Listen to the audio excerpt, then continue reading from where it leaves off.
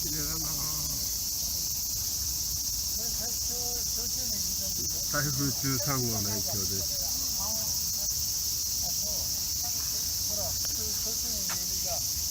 あ、ごめんなさい。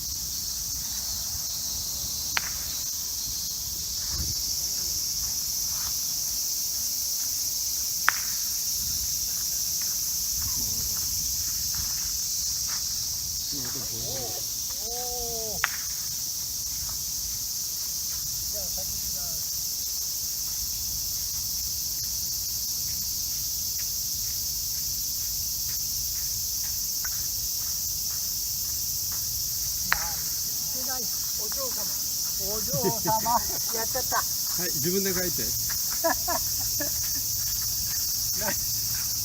お嬢様のとこ映されちゃったの？うん。あら。あらだって。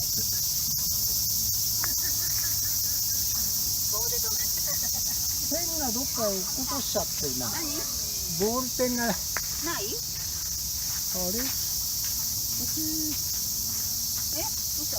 あ、ここにあるじゃん。誰だ？